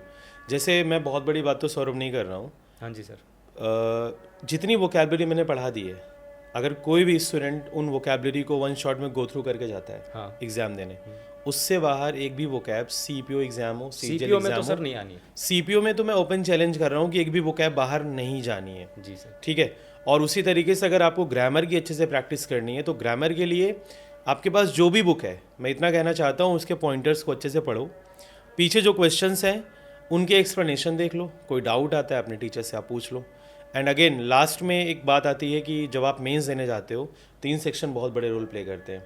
बच्चों का बहुत बड़ा फोबिया होता है पैराजम्बल्स, क्लोज टेस्ट। इन दोनों में बहुत बड़ा फोबिया होता है। इसके लिए इनको वन शॉट सोल्यूशन बता दो। हाँ हाँ। तो जैसे प्रिपरेशन कर रहे थे 175 तक भी स्कोर आने लग गया था, कभी 170 हो जाता था। तो सर से हम डिस्कस करते थे कि सर क्लासेस सारी ले लिए हैं, अब इनमें फिर भी मार्क्स कट रहे हैं। ठीक है, पैराजम्बल्स और PQRS, ये क्लोज टेस्ट, इन सब में। तो फिर सर ने एक्स्ट्रा सेशंस लगाए। उनके अंदर यही था कि ज़्यादा से ज़्यादा प्रैक्टिस कराई और हार्डेस्ट चीज़ें ढूंढ के लाए सर, कि हार्ड से हार्ड अगर ये PQRS कर लेंगे यहाँ पे, जिसमें क्योंकि जैसे PQRS का मैं बताऊँ, आपने जैसे बहुत सारी क्लासेस में बताया कि ये ऐसे स्टार्ट करो पास्ट से, फिर प्रेजेंट वाले पे जाओ, फिर फ्यूचर वाला सेंटेंस उठाओ। बट कुछ कुछ कंफ्यूजिंग आते हैं पैराजम्बल्स, जिनमें लगता ही नहीं कि ये कौन सी स्टेटमेंट स्टार्ट हो रही है, कहाँ पे एंड हो रही है, आगे पीछे जा रही है। तो उसके लिए बहुत सारे हार्ड आपने मतलब उठा के लाए क्वेश्चंस, वो प्रैक्टिस कराई। ऐसे ही क्लोज टेस्ट भी आपने हार्ड वाले ही उठाए और वो प्रैक्टिस कराई हमें। क्योंकि डिफरेंट एग्जाम्स में से सर मतलब पूरा ढूंढ के लेके आते हैं। जैसे FCAT वगैरह के दिए थे मैंने, वहाँ के कुछ क्लोज टेस्ट जो बहुत टफ रहते हैं वो सर ने SSC की क्लास में करवाए हुए हैं, ताकि आपका वो फोबिया हटे। बिल्कुल। देखो भाई, मेरा यही कहना है कि SSC मतलब आज भी वेंडर चेंज होने के बाद PYQs मस्ट है। PYQ चाहे वो एडुक्विटी हो, चाहे वो TCS अगर फिर से आता है, हाँ जी। तो वो तो PYQs के लिए जाना ही जाता है। बट एडुक्विटी मतलब अगेन PYQs। 25 में से अगर प्रीलिम्स में आप, मैं CGL की बात करूँ, CPO की 50 क्वेश्चन की बात करूँ, यार 2025 में भी 50 में कम से कम इनको 35 क्वेश्चन PYQs देखने को मिलेंगे आराम से सर। तो इस चीज़ को आप लोग बिलीव करो कि भाई आपके पास जो कंटेंट है उसमें आप बिलीव करिए। आप किसी भी टीचर से पढ़ रहे हो उसमें आप बिलीव करिए, उनके नोट्स को पढ़िए, बस आपको अपने एंड से हार्डवर्क करना पड़ेगा। और इंग्लिश तो सर आप चाहे CPO का देखो चाहे CGL का देखो, सेम ही है। क्योंकि मेरे CGL में 135 में से 127 आए थे। बिल्कुल। मैंने जनवरी में दिया था, जबकि 2 महीने बाद मेरा CPO का मेंस था। तो सेम ही है पूरा इंग्लिश। बिल्कुल। जैसे अभी मेरे साथ सौरभ बैठे हैं, आपको पता होगा कि मैंने मेंस में एक वादा किया था लास्ट ईयर। कुछ पॉइंट्स मैं बच्चों से शेयर करता हूँ। मैंने मेंस में एक वादा किया था कि इस बार 190 प्लस कम से कम कई बच्चे होंगे हमारे CPO मेंस 2024 के। हाँ। थोड़ा सा एक इमोशनल मोमेंट मैं अपने सौरभ के साथ शेयर करना चाहूँगा और अपने व्यूवर्स के साथ शेयर करना चाहूँगा। मैंने मेंस बैच लॉन्च किया और उसमें मैं बहुत डेडिकेशन के साथ स्टार्टिंग में 8 से 10 दिन पढ़ाया। हाँ जी। डेडिकेशन प्रॉपर था और जितने भी PYQs थे CPO मेंस के वो सारा मैं सॉल्व कराना शुरू किया। और उसमें मेरे अंदर एक ज़िद थी, मतलब इस लेवल पे स्टबर्न हो गया था मैं कि मार्केट के जितने भी इंग्लिश टीचर्स हैं, जब 2024 का फाइनल रिजल्ट आएगा तो टॉप 100 में कम से कम अपने 10 बच्चे होने चाहिए। जी सर। लेकिन सडनली एक बहुत बड़ी ट्रेजेडी हुई। उसी मेंस बैच लॉन्च करने के 10 दिन बाद मेरे फादर की डेथ हो गई थी। उस समय मेरी चीज़ें बहुत पीक पे चल रही थी। देन सडनली डेथ हुई और मैं अपने घर चला गया। मैं 50 डेज़ बिहाइंड द कैमरा था। अगर वो 50 दिन में कैमरे के सामने होता, और आपको पता है सडनली अगर फादर की डेथ होती है तो लौट के आना, कैमरे के सामने वापसी कर पाना बहुत बड़ी बात होती है। फिर मैंने हिम्मत जुटाया, किसी तरीके से बच्चों को रिकॉर्डेड क्लासेस देना शुरू किया, 1-2 दिन लाइव लिया, बट वो हिम्मत मेरी टूट चुकी थी। मेरे अंदर से ऐसा हो गया था कि यार इस बार सिलेक्शन नहीं हो पाएगा। लेकिन मैंने जितनी भी वीडियोस प्रोवाइड करी, ऐसे कुछ बच्चे सौरभ जैसे थे, और भी बिहार के कई बच्चे हैं, हाँ, हम लोग एक ही ग्रुप में थे, व्हाट्सएप ग्रुप बना और हुआ भी था। राजस्थान के कई बच्चे हैं जिन्होंने मेंस में 180 प्लस स्कोर किया। इस बार तो सौरभ अपने बेस्ट रैंक 286 आया, जो कि आपने प्रोवाइड किया। 2025 में अगर सब कुछ ठीक रहा और इस बार का मेंस बैच 2025 आता है और मैं उसमें कम से कम 100 दिन लाइव पढ़ाया, तो मैं आपको वादा दिलाता हूँ कि अगले पॉडकास्ट में आपको AIR 1 इंग्लिश पढ़ा हुआ मुझसे मिलेगा। बिल्कुल सर। सौरभ, और इस पर आप क्या कहना चाहते कम हैं? से कम इस बार के मेंस के बैच में AIR 1 तो आएगी। प्लस जितने भी बच्चे जुड़े रहेंगे उनको मैं भी गाइड करूंगा, और आराम से 200 से ज़्यादा सिलेक्शन हम ले सकते हैं, बिल्कुल। क्योंकि मिस गाइडेंस बहुत है मार्केट में। बिल्कुल है। उसके लिए मैं एज ए मेंटोर काम कर सकता हूँ। बिल्कुल। क्योंकि अभी मैंने इंस्टाग्राम पे भी वीडियो डाली थी सिलेक्शन की, बिफोर सिलेक्शन आफ्टर सिलेक्शन, तो उस पर 7 से 8 लाख व्यूज़ आए थे, और मुझसे 1000 से ज़्यादा बच्चों ने मैसेज किया, और मैंने हर एक का रिप्लाई दिया प्रॉपर, एक बड़े भाई की तरह। तो उसमें कोई इशू नहीं है, जब टाइम मिले मैं रिप्लाई कर सकता हूँ किसी का भी, क्योंकि एक अच्छा लगेगा कि यार किसी के घर में खुशी जाए। कितनी मेहनत से बच्चे पढ़ रहे हैं, लेकिन एक प्रॉपर रास्ते पे नहीं जा रहे हैं, बस उन्हें खाली सिर्फ रास्ते पे लाना है। देखो अभी सौरभ ट्रेनिंग में भी जाएगा। हाँ जी आई सर। Think 1 month later. हाँ, 24 से स्टार्ट हो। 24 से ट्रेनिंग शुरू है, लेकिन मैं आप लोगों से वादा दिलाता हूँ कि CPO के लिए मैं कम से कम सुपर 500 एक बैच लेकर के आऊँगा। सुपर 500, वो सुपर 500 मेरे, और जैसे मैं क्लास लूँगा, क्लास लेने के बाद आपको कोई भी गाइडेंस चाहिए, उसकी मेंटोरशिप मैं सौरभ को दूंगा। बिल्कुल सर। ये 1 to 1 होंगे, और उस 500 में से कम 250 प्लस सिलेक्शंस तो आराम से दिलाते हैं। और अगर 250 प्लस सिलेक्शन नहीं हुआ तो 2025 के बाद मैं कोई पॉडकास्ट नहीं करूँगा। ये मेरा वादा है, ओपन चैलेंज है कि हम और सौरभ आपको मिल करके 250 प्लस सिलेक्शन दिलाएंगे टॉप 500 में। ओवरऑल सिलेक्शन नहीं, टॉप 500 में 250 प्लस सिलेक्शन आपको देखने को मिलेगा। क्योंकि जो बंदा आपके साथ अभी मेरे साथ बैठा हुआ है, जिसको आप देख रहे हैं, उसके खुद मेंस में इंग्लिश में 184 स्कोर हैं। और आपको पता है अगर आप 184 185 लाते हैं तो 2-4 क्वेश्चन सिली मिस्टेक्स आप कर जाते हो। जब आंसर किए आते आपको लगता है अरे यार ये मैंने क्या कर दिया। तो मतलब 190 की कैपेसिटी वाला स्टूडेंट आपके सामने बैठा है, तो इन्होंने जो स्लाइड मिस्टेक करी हैं, सिली मिस्टेक्स इन्होंने जो करी हुई हैं, वो आपके साथ नहीं होने पाएगा। बिल्कुल सर। जबकि लास्ट मॉक जो मैं दे के गया था उसमें मेरे 172 या 170 आए थे। हाँ। बट मैंने सर को कॉल किया था कि मेरे मार्क्स तो आ ही नहीं रहे सर, बट मैं इतने कैसे लेके आऊँगा, अब तो DPSI तो दूर CI सब भी नहीं मिलेगी। पर सर बोले बेटा जब मॉक में 170 आ रहे हैं ना, तो वहाँ पे तू फोड़ देगा आराम से। 180 प्लस तू लेके आएगा, या मैं तुझे लिख के दे रहा हूँ। और सर सपोर्ट भी करते थे कि फिजिकल के टाइम पे पाँव में दर्द होना था बहुत, तो पढ़ाई भी साथ साथ में नहीं हो पाती थी, नींद आती थी, मतलब पढ़ते थे तो सर कभी कभी बीच में कभी कभी फ़ोन कर लेते थे बच्चों को, क्योंकि अपने कुछ ही बच्चे थे जो अपने व्हाट्सएप पे ऐड थे। ऐसे तो 160 प्लस बच्चे थे, 167 एडमिशन थे। हाँ, 167 एडमिशन थे। उसमें से 20 से 25 ऐसे बच्चे थे जो व्हाट्सएप ग्रुप में ऐड थे। और उनको सिर्फ उनको ही पता था कि आपके घर में क्या सिचुएशन चल रही है, क्योंकि और कहीं से अपडेट भी नहीं मिल पा रही थी। अब ऐसी सिचुएशन में थे, उसमें कहाँ आप फ़ोन चलाओ और ये सब करो। तो हम लोग सब मतलब आपस में डिस्कस करते थे कि यार ये वाला क्वेश्चन तू ही बता दे, ऐसे कर लेते हैं। ये वाली क्लास सर ने आज अपलोड कर दिया अलग से, मतलब जो अदर बैचेस भी थे सर के, जो CPO से भी हाई लेवल के थे, उनकी भी क्लासेस सर ने हमें प्रोवाइड कर दी थी टाइम पे। तो यही है कि 184 मॉक में अगर आपके कम आ रहे हैं, तब भी आपके 15-20 नंबर ज़्यादा ही आएंगे। बस आपको डीमोटिवेट फील नहीं होना है, खुद पे कॉन्फिडेंस। बहुत सही बात इन्होंने बताई है। मैं आपको एक चीज़ बताता हूँ कि अगर आप मॉक टेस्ट देते हैं, तो मॉक टेस्ट में क्या होता है, मार्केट में ना थोड़ा लेवल हाई बना के देते हैं। हाँ जी, हाँ जी। अगर आपके मॉक टेस्ट में एग्ज़ाम देने के एक दिन पहले आप मॉक में अपीयर करते हो, ठीक है, और आपके मॉक में मेंस में 200 में से 160 मार्क्स भी हैं, तो हो सकता है आपके रियल एग्जाम में 180 प्लस आ जाएं, 190 प्लस आ जाएं, क्योंकि मॉक इस तरीके से प्रिपेयर होता है कि आप टॉप ना कर पाओ आप। और एक दिन पहले तो रिलैक्स ही करो। सर ने मना किया था आप कोई मॉक नहीं देना है। हाँ। बट मैंने कहा कि यार कैसे मैं खाली बैठे कैसे क्या करूँ यार, रिवीजन सब चीज़ें क्योंकि सेम दिख रही हैं, एक बार और जरा चेक कर लूँ, क्या पता मार्क्स मेरे बढ़ जाएं। तो मैंने ज़बरदस्ती फिर भी मॉक लगा लिया था। तो भाई मॉक लगाओ, अच्छे से लगाओ मॉक, और मॉक के स्कोर से कभी आपको ना डिप्रेशन में नहीं जाना, अरे यार मेरे 10 नंबर आ गए। आप ये देखो जो गलतियां हुई हैं ना, वो आप गलत क्यों किए हो, एनालिसिस बहुत इंपॉर्टेंट है। आप बिलीव करो, आप जब फिजिकल और मेंस के बीच में जो गैप होता है, अगर आप डेली मॉक लगाते हो और जो क्वेश्चन आपको नहीं आता है और जिसमें आपने मिस्टेक करी है, अगर आपने उसको प्रॉपरली एनालाइज कर लिया ना मेरे भाई, तो ये मान के चलो कि अगर आपके 150 नंबर भी मॉक में आया करते थे, आप रियल एग्जाम में फोड़ के आओगे और 190 प्लस स्कोर करके आओगे आप। देखो अगर आपके बाकी 3 सब्जेक्ट वीक हैं, तो अभी आप इंग्लिश इतनी प्रिपेयर कर लो कि 250 में से 220 प्लस आ जाएं, जो कि मेरे 220 प्लस ही थे इंग्लिश में। बिल्कुल 230 तक अराउंड कुछ थे मेरे। तो इतने आप ले आओ इंग्लिश से, उसके अलावा आप सिर्फ 20-20 नंबर भी अगर आप 3 सब्जेक्ट में लेके आते हो तो आप 290 तो वैसे ही पहुंच गए। बहुत आराम से। तो और ये 20 नंबर आप रीजनिंग में तो ज़्यादा स्कोर करोगे ना। हाँ, 20 नंबर थोड़ी लाओगे। हाँ। 50 में से 30 बंदा तो आराम से ले आता है। स्ट्रगल करते हैं बच्चे 35 से 45 के बीच में। तो वो आप रीजनिंग में अगर आप मैथ अच्छी करोगे, रीजनिंग ऑटोमेटिकली अच्छी हो जानी है। उसमें सिर्फ आपको स्पीड बढ़ानी है। क्या होता है कि सर रीजनिंग में बच्चे अवॉइड करते हैं कि मेरा यार बाकी सब्जेक्ट तो मैं कर लूँ, लेकिन वो ये नहीं देखते कि रीजनिंग में तुझे क्वेश्चन बन रहा है, बट तू उसको देख कि उसमें टाइम कितना ले रहा है। 20 सेकंड के अंदर अंदर तुझे वो क्वेश्चन आना चाहिए। उसके लिए आप चैप्टर वाइज वही सेम जो मैंने इंग्लिश की स्ट्रेटेजी बताई, ये हर सब्जेक्ट पे काम करती है। जो चैप्टर नहीं आ रहा, सर्च करो वीडियो, देखो, उसके प्रैक्टिस क्वेश्चन लगाओ। और सीपीओ का तो ऐसा है कि पिछले 3 साल के प्रीवियस ईयर कर लो, प्लस एसएससी का मैंने ये देखा। पहले मैं बैठ के 1 महीने तो मैंने स्ट्रेटेजी में यही सोचा कि पेपर कैसे बना रहे हैं, पेपर बनाने वाला क्या सोच के पेपर बना रहा है। तो मैंने देखा कि वो पिछले साल में से उठा रहा है और कुछ कुछ नई चीज़ें बस खुद से घुमा के डाल दे थोड़ी बहुत बस। हाँ, तो मैंने पिछले 3 साल के सीपीओ के, और आप जैसे किसी भी एग्जाम के कर रहे हो, सीजीएल के कर रहे हो तो पिछले 3 साल के सीजीएल के उठा लो, प्लस एसएससी ने जितने इस साल में एग्जाम कराए हैं, चाहे वो सीपीओ हो, चाहे सीजीएल हो, एमटीएस हो, जीडी हो, कोई भी, उसके सारे क्वेश्चन लगा लो। बिल्कुल। इसके बाहर से एसएससी पूछता ही नहीं है। 4 से 5 करंट अफेयर अलग से पूछ लेगा बस, उसकी आप मैगजीन्स कंप्लीट कर लो, तो आपकी प्रिपरेशन तो फुल हो जानी है।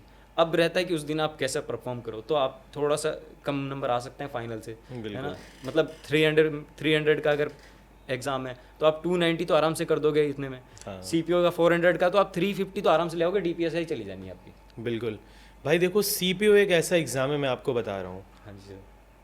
एसएससी के जितने भी एग्ज़ाम्स होते हैं ना, उनमें सबसे आप ये कह सकते हो कि आसान एग्ज़ाम है, बिल्कुल। और आप ये भी कह सकते हो कि सबसे डिफ़िकल्ट एग्ज़ाम है। हाँ जी। डिफ़िकल्ट से आसान कैसे बनाना है, जैसे बहुत सारी हम बॉयज़ पे बात कर लेते हैं, आप उठा के देखो टॉप 100 में कितनी गर्ल्स होंगी इस बार, देखा है ना, एनालाइज किया? आराम से ऐसा 30+। गर्ल्स हैं 30+ टॉप 100 में इस बार। मतलब मुझे ऐसा लग रहा है कि अच्छा, क्योंकि मैंने क्योंकि देखा है मैंने बहुत भी सारी अभी लड़कियों एनालाइज का। नहीं किया है कि मुझे नहीं लगता कि टॉप 100 में 30+ गर्ल्स होंगी, पता नहीं सर, क्योंकि ये एक ऐसी confirm वैकेंसी ये है, चीज़। ये एक ऐसी वैकेंसी है जिससे लड़कियां थोड़ा इतराती हैं, भागती हैं थोड़ा। बट सर ये जो नॉर्दर्न बेल्ट है ना, हाँ, हरियाणा राजस्थान की हाँ। लड़कियां, इनको यही चाहिए। यही चाहिए ना। क्योंकि गांव में जब लड़की आती है ना कि भाई सीआईएसएफ में लगी है, दिल्ली पुलिस में आ रहा है लड़की ने, जो भाई- ढोल नगाड़े के साथ स्वागत करते हैं ना, वहाँ पे सारी लड़कियां देखती हैं कि मेरे को तो यही बनना है। बिल्कुल भाई, अगर आप हरियाणा राजस्थान की लड़कियां, आप तो फॉर्म फिल करती हो, भाई ने बता भी दिया कि हाँ आपको इंटरेस्टेड है इन सब जॉब में, आप हो इंटरेस्टेड। लेकिन अगर आप यूपी से हो, बिहार से हो, किसी ऐसे स्टेट से हो जहाँ पर आपको लगता है कि पुलिस सर्विस मेरे लिए नहीं बनी है, लेकिन मैं आपको बता दूँ, आप अपने आप को फिजिकली फिट रखें। बिल्कुल सर। आपको क्योंकि प्री में 4 सब्जेक्ट फेस करने हैं, लेकिन अगर आप फिजिकली फिट हैं तो मेंस के लिए सिर्फ आपको 1 सब्जेक्ट फेस करना है। और सर और नंबर एक चीज़ सबसे इम्पोर्टेंट, अगर आप सीपीओ में आ रहे हो तो अपना एक प्री मेडिकल करवा लो। बिल्कुल, क्योंकि- ये बहुत इंपॉर्टेंट बात है। लास्ट स्टेज में जब आप मेडिकली अनफिट होते हो, आपको पता भी नहीं रहता है कि आपको कौन सा पॉइंट दे दिया। बिल्कुल। दिखने में आप खुद को एकदम सही लग रहे हो, लेकिन वहाँ पे जो बहुत सारे टेस्ट होते हैं उसमें आपके पॉइंट निकलता है, फिर आप जब घर जाते हो ना 350 नंबर लेके मेडिकल आउट होके 1.5 साल बाद में, बिल्कुल। तो वो बहुत ज़्यादा ट्रॉमेटिक सिचुएशन होती है। फिर बंदे का कोई भी बुक उठाने का मन नहीं करता कि नेक्स्ट अटेम्प्ट दूं। ऐसा हुआ, एक लड़का था अभिषेक पांडे अपने बैच का, 300 हमारे साथ भी बहुत सारे 332 स्कोर थे उसके, उसने बताया सर मेडिकल आउट हूँ मैं। मेरे सामने एक लड़का था, उसके 353 थे। वाह। यहाँ पे जलंधर बीएसएफ में मेरा मेडिकल हुआ था, उसको पॉइंट दिया था चेस्ट में, मतलब एक चेस्ट का थोड़ा डायफ्राम ऊपर नीचे मिसअलाइंड था। वो ऐसे खुद देख के तो पता नहीं चल सकता, हम सिर्फ ये देख सकते हैं यार मुझे कलर ब्लाइंडनेस नहीं है, मुझे चश्मा नहीं लगा, या मेरे हाथ पैर टेढ़े मेढ़े तो नहीं है, कहीं चोट वोट तो नहीं है। बट ऐसी चीज़ें आप डॉक्टर को ही दिखाओगे तभी पता चलेगा, इसलिए एक प्री मेडिकल करवा लो। बहुत सारी जगह पे प्री मेडिकल्स होते हैं और आपका आराम से 2 से 2,500 रुपये का खर्चा लगता है प्री मेडिकल का। आपको पता चल जाता है कि आप फाइनल मेरिट में आओगे कि नहीं आओगे, मार्क्स चाहे कितने ले आओ, ये सबसे बड़ा फैक्टर है। उसके बाद में होता है आपका इंग्लिश का। बिल्कुल। तो भाई मेडिकल टेस्ट आपको पहले से करा के रखना पड़ेगा जी सर, क्योंकि आप आगे चल के डिमोटिवेट मत हो, डिप्रेस्ड मत हो, ये सारी चीज़ों का ध्यान देना। अपना यही टाइम फिर आप किसी और नॉन मेडिकल एग्जाम में बिल्कुल बिल्कुल। और मेरा ये मानना है, मैं आप सभी को एक बहुत सही चीज़ बता रहा हूँ, अगर आप लड़के हैं और आप प्रिपरेशन कर रहे हैं, आपको सक्सेस नहीं मिलती है जी, तो पहली बात आपको कोई गलत कदम नहीं उठाना है। बिल्कुल नहीं सर। और दूसरी चीज़ ये कि अगर आप लास्ट एंड तक प्रिपरेशन कर रहे हो, डेडिकेशन के साथ, परसिवरेंस के साथ, आपका सिलेक्शन तो होगा ही होगा, कोई नहीं रोक सकता। अगर नहीं होता इन केस 1%, तो आपके पास अदर ऑप्शंस भी होते हैं। तो बहुत सारे लोग सुसाइड कमिट कर लेते हैं, बहुत सारे लोग गलत स्टेप्स उठा लेते हैं।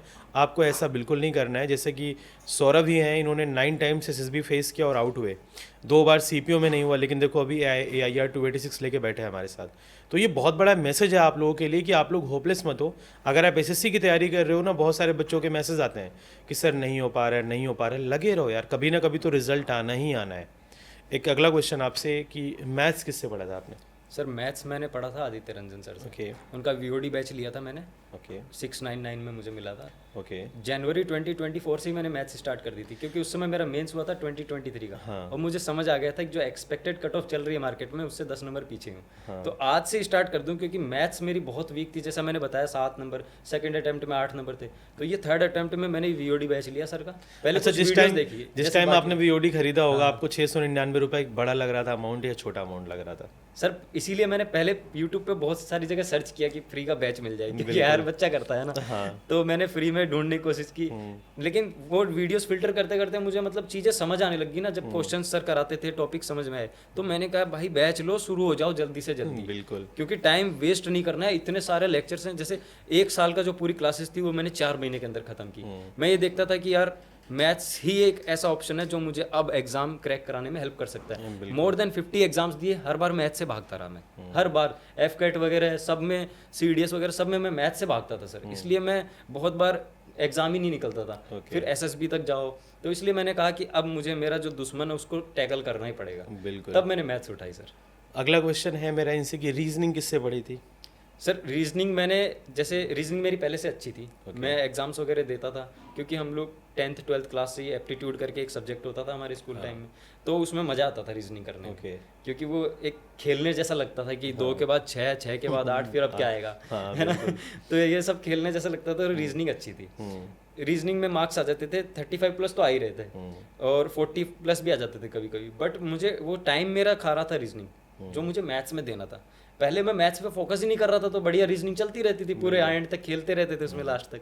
अब जब मुझे मैथ पढ़ने बैठा तो मुझे टाइम की ज़रूरत पड़ी, तो मैंने रीजनिंग का टाइम ऐसे किया कि जिसमें मेरे कम मार्क्स आ रहे हैं जिस चैप्टर में, उस चैप्टर का मैं यूट्यूब पे सर्च करता था। तो विक्रमजीत सर और किसी भी टीचर का आप देख सकते हो, उसमें बहुत सारे टीचर्स आ जाएंगे जिनका आपको एक वीडियो समझ में आए, उनका आप देख सकते हो। मैंने विक्रमजीत सर का देखा था, क्योंकि मैंने उस समय सिलोगिज्म की एक ट्रिक देखी थी उनकी, जो मेरे हिट कर गई थी। क्योंकि मैं कभी कभी क्या करता था, वेन डायग्राम बना के कर रहा हूँ, कभी खुद से दिमाग में लगा के क्वेश्चन कर रहा हूँ, लेकिन एक ट्रिक मिली मुझे अच्छी सी, तो वो हिट करी। ऐसे ही ब्लड रिलेशन का चैप्टर देखा उनका, तो उसमें भी पूरा वो ग्राफ बना के कैसे मतलब पूरा करना है। तो ऐसे करके मैंने फिर कहा वीडियो का, चैप्टर का नेम, वीडियो देखी उसकी, और अपने को टाइम कम कर देना।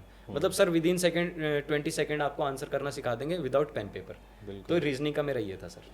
बहुत रीजनिंग में सर मेरे 50 आउट ऑफ 50 आते सीपीओ। बहुत सारे स्टूडेंट्स और ऐसा करते हैं, जब प्रोटेस्ट होता है ना, हाँ जी सर, वो टीचर्स को ट्रोल करने लग जाते हैं। आप एक जैसे सिलेक्टेड स्टूडेंट हो, आपका मैसेज क्या होना चाहिए कि जब प्रोटेस्ट चले, हाँ हाँ सर, तो क्या एक स्टूडेंट को ट्रोल करना चाहिए या टीचर को सपोर्ट करना चाहिए? बहुत सारे टाइम ऐसा होता है कि टीचर्स आपस में लड़ जाते हैं, यूट्यूब पे कंट्रोवर्सी हो जाती है, ठीक है। तो उसमें जो बच्चा जिससे पढ़ रहा होता है वो उसका फ़ैन होता है, ऑब्वियस सी बात है। तो वो आपस में एक दूसरे को टारगेट कर लेते हैं, स्टूडेंट टीचर्स को ट्रोल करना शुरू कर देते हैं। क्या इनको ये करना चाहिए कि नहीं? देखो सर, पहली बात तो हम जिस गुरु से पढ़ते हैं, क्योंकि क्लास में हमारा इंटरेक्शन रहता है उनसे, तो एक उनसे एक अलग कनेक्शन बैठ जाता है। बिल्कुल। उसी टाइम से बच्चा सोचता है कि मैं सेलेक्ट होऊंगा ना तो मैं पक्का जाऊंगा सर के पास, बिल्कुल, इनसे तो मिलना ही मिलना है कि सर देखो मैंने फोर्ट डाला। तो एक वो उनसे लगाव बन जाता है, और फिर उनके साथ किसी अदर टीचर की कंट्रोवर्सी होती है, बिल्कुल। तो फिर आप एक अलग ही सीन में घुस जाते हो कि कंट्रोवर्सी आप देखना क्या चल रहा है क्या नहीं चल रहा है। एज ए स्टूडेंट मैं ये रिकमेंड करूंगा, कंट्रोवर्सीज में ध्यान ही मत दो। बिल्कुल। प्रोटेस्ट में जाओ क्योंकि आपके लिए प्रोटेस्ट हो रहा है, बिल्कुल। और क्योंकि वहाँ पे भी आप इलीगल मीन्स यूज मत करो। जैसे प्रोटेस्ट में जाते थे हम, तो वहाँ पे कुछ ना कुछ हुड़दंग मचाने वाले भी बच्चे आ जाते थे, जिनको पढ़ाई से मतलब नहीं है, वो सिर्फ यहाँ पे घर वालों का पैसा वेस्ट कर रहे हैं, या फिर उनके घर वाले यहाँ भेज रखे हैं उनको कि चलो सीधी लाइन पे तो चलता रहेगा, आवारागर्दी से अच्छा। वो जब प्रोटेस्ट में जाते हैं तो वो ग्रुप बना के फिर वो लड़ाई दंगे वाली बातें करना, उन सब में नहीं पढ़ना है। टीचर की बात सुनो, क्योंकि सर लोग पूरा लीगली प्रोटेस्ट करते थे, पूरा नोटिस लेके गवर्नमेंट से पूरा। तो और दूसरी चीज़, अगर आप दूर दराज एरियाज में कॉन्ट्रोवर्सीज पे ध्यान मत दो, ये आपका काम नहीं है। और टीचर्स की रही बात, तो मैं सिर्फ इनसे पढ़ूंगा, मैं सिर्फ इनसे पढ़ूंगा, भैया आपको रिजल्ट लेना है। एग्जैक्टली। आप सिर्फ जहां से नॉलेज हो सके ग्रैब करो, बिल्कुल, और रिजल्ट लो। बिल्कुल। रिजल्ट लेने के बाद आप जिस टीचर से प्यार करो, नाम लेना है नाम लो, क्योंकि आप उनसे पढ़े हो, आपका एक कनेक्शन है, और बच्चा चाहेगा ही कि मैं इनके बारे में बोलूं। एक चीज़ है सौरभ, जैसे मैं आपको बता दूंगी, बहुत बड़े बड़े जो प्लेटफॉर्म है, एडमिशन्स होते हैं वहाँ पे लाखों में, होने भी चाहिए, नाम बड़ा है तो एडमिशन होता है। जो सिलेक्शंस होते हैं बच्चों के वो दिखाते हैं बहुत हैं, लेकिन मैं आपको ये बता दूं कि जिन बच्चों का सिलेक्शन होता है ना, उनसे वो 1-to-1 टीचर नहीं हो पाता है, हाँ क्योंकि उनकी टीम 1-to-1 हो सकती है बट टीचर नहीं हो सकता है। लेकिन हमारा तुम्हारा इस बार का जो टारगेट होगा, हाँ हमें 500 बच्चे लेने हैं बिल्कुल 2025 के लिए CPUSI। उन 500 बच्चों को हम 1-to-1 कनेक्ट करेंगे और जितना बेस्ट सर्विस हो सकता है उनको प्रोवाइड कराएंगे और उनको मंजिल तक पहुंचाएंगे कि कम से कम जब CPUSI 2025 का रिजल्ट आए तो अगर रैंक 1 सर्च करे तो वो बच्चा अपना ही निकलना चाहिए, रैंक 10 सर्च हो तो अपना ही निकलना चाहिए, रैंक 20 भी अपना निकलना चाहिए। हमें इस तरीके से मेहनत करना है कि अगली बार जब हम सम्मान समारोह करें तो अपने सामने 500 इंस्पेक्टर्स खड़े होने चाहिए। बिल्कुल सर, क्योंकि सर मैं प्रिपरेशन कर रहा था तो मैं बहुत से सेलेक्टेड स्टूडेंट्स थे, मैंने कोशिश किया उनसे कनेक्ट होने की, बट ये उनके कुछ पर्सनल रीजंस हो सकते हैं या फिर टाइम ना हो, कुछ भी ना हो, तो मेरी कनेक्शन नहीं बैठ पाई, तो मैं मिसगाइडेड ही रहा। बट अभी जैसे मेरे इंस्टाग्राम पे पिछले 7-8 दिन में मोर देन 1000 बच्चों के मैसेजेस आए होंगे। बिल्कुल, मैं उनके साथ ऐसे ट्रीट किया मैंने, क्योंकि इतना टाइम तो हर किसी के पास होता है। बिल्कुल, आप फ्रेश होने जा रहे हो आधे घंटे में तो आप 20 लाख बच्चों को रिप्लाई कर सकते हैं, तो ऐसे टाइम तो रहता ही है, 1 घंटा तो हम निकाल ही सकते हैं और मैंने निकाला भी है। तो हर बच्चे का मैंने इस वे में रिप्लाई दिया है कि उसको ऐसा लगे कि शायद सिर्फ मेरे से ही बात हो रही है और कहीं बिजी नहीं है ये। तो रिप्लाईज वैसे दो, क्योंकि एक एज ए सिलेक्टेड स्टूडेंट अगर आप किसी बच्चे को हेल्प करोगे ना, तो उसके अंदर एक मोटिवेशन आएगी कि मेरा तो डायरेक्ट उससे बात हो रही है जो इस फील्ड में आ चुका है जहाँ मुझे जाना है। बिल्कुल, तो और वो मिसगाइडेड नहीं होगा फिर। बिल्कुल। सौरभ की जो प्रोफाइल है इंस्टाग्राम की, वो मैं अपने इंस्टाग्राम आईडी हर्ष_इंग्लिश वाले या फिर हर्ष इंग्लिश वाले आप सर्च करोगे, मैं इनको टैग कर दूंगा। आप सभी व्यूअर सौरभ को फॉलो करके रखें, क्योंकि अगर आपका CPO ड्रीम है तो मतलब ये मान के चलो मेरा काम पढ़ाना है, कंटेंट देना है, गाइड करने का काम सौरभ का रहेगा 1-to-1, और टिल फाइनल सिलेक्शन हम आपके साथ में रहेंगे। तो सौरभ का यूट्यूब चैनल भी बना हुआ है, वो भी मैं अपने स्टेटस पर शेयर करूँगा, व्हाट्सएप पर करूँगा, इंस्टाग्राम पर करूँगा, फेसबुक पर करूँगा। और आपका बड़ा भाई है ये, आप लोग इसको सपोर्ट करिए, इसके सभी सोशल मीडियाज़ को शेयर करें आप लोग, और जो भी आगे गाइडेंस होगी हम आपको पॉडकास्ट के थ्रू या फिर यूट्यूब के थ्रू या मैसेज के थ्रू आपको हम ज़रूर बताया करेंगे। Any final advice to the students?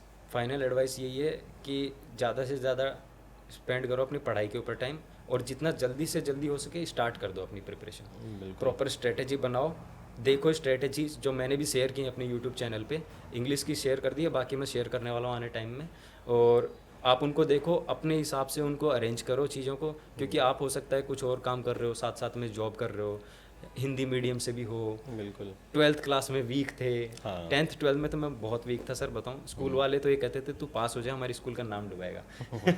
तो इंग्लिश बैकग्राउंड से होने के बाद भी इंग्लिश का कुछ भी नहीं आता था, हाँ। खाली सिर्फ पेपर दे के आ जाते थे, उसमें 33+ आ जाते थे, वही बहुत था। खेलने कूदने में ज़्यादा रहते थे। बिल्कुल। और ये एग्ज़ाम भी इसीलिए चूज़ किया मैंने क्योंकि मैं डिफेंस प्रिपरेशन से था, हमेशा से एक कैंट एरिया देखने का बड़ा वो रहता था, मज़ा आता था कि भाई ऐसी फैसिलिटी हो, इतनी साफ़ सफाई, इतना डिसिप्लिन। सौरभ का ये कहना है कि अगर आप बैक बेंचर रहे हो, आप बिल्कुल निठल्ले रहे हो पढ़ाई लिखाई में, कुछ नहीं आता जाता था आपको, फिर भी आप CPO क्रैक कर सकते हो। हाँ, सबसे ज़्यादा तो बैक बेंचर ही फोड़ते हैं सर, और बैक बेंचर ही ज़्यादा AIR लेकर के आते हैं। आप एक साल पढ़ो तो हिम्मत तो उठाओ, हिम्मत हाँ, जगाओ, तो यही फिर देखो कि आपकी भी AIR आ सकती है। यही मैं कहना चाहता हूँ, स्ट्रेटेजी बनाओ, शुरू हो जाओ। बिल्कुल बिल्कुल। अब सर मैं जैसे आपके पास आया था, हाँ, कल एक इंसिडेंट हुआ। हाँ, पहले तो आपके साथ बैठा मैं, फिर आपने बुक्के दिया मुझे। जब वो बुक्के लेके जा रहा था, मुझे हर कोई देख रहा, उन्हें लग रहा है कि गर्लफ्रेंड से मिलने जा रहा है। बिल्कुल। या फिर गर्लफ्रेंड से मिलके आए हैं। बिल्कुल बिल्कुल। कोई चाहने वाला है, ऐसे ही आपको वेट कर रहा था, तो वहाँ भी कुछ लड़के लोग खड़े थे कि अपने दोस्त से वॉच मांग रहा हूँ, यार वॉच दे दे मुझे अपनी। मैं चलो, सौरभ ने बहुत अच्छा पॉइंट उठाया कि कल मुझसे मिलके गया, तो मैंने इसको बुके गिफ्ट किया था। हाँ जी सर। बुके था तो ये गया मेट्रो वगैरह में, लोग देख रहे होंगे इसको, तो मैं लिटरली बता दूं कि बुके अगर मैंने आज तक किसी को गिफ्ट किया है तो आई थिंक मेल पर्सनालिटी में तो सौरभ ही हैं फर्स्ट टाइम।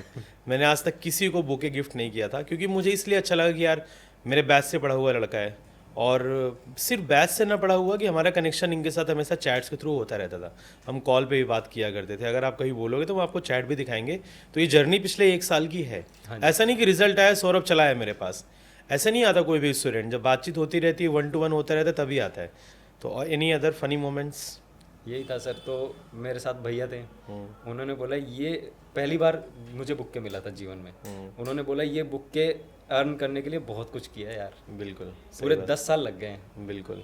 भले एसएससी में मुझे 1.5 साल लगा, लेकिन एक वो सिलेक्शन का तो मुझे 10 साल लग ही गया था। तो बोले कि ये बुक्के की वैल्यू बहुत ज़्यादा है। क्योंकि हम तो जैसे ही जा रहे थे तो हमने बात की यार 1000 रुपये का बुक लिया, 500 में वापस करके आ जाते हैं। ये भी बात किया था क्या? 500 रुपये मिल जाएंगे। देख रहे हो आजकल के स्टूडेंट कितने तेज हो गए हैं। ऑल इंडिया रैंक 286 क्या कह रहा है, मैंने 1000 रुपये गिफ्ट किए, 500 रुपये का उसको सेल करने के लिए तैयार हो गया ये मेरे जाने के बाद। वही भैया ने बोला कि इस बुक्के की बेटा वैल्यू 1000 रुपये नहीं है। बिल्कुल।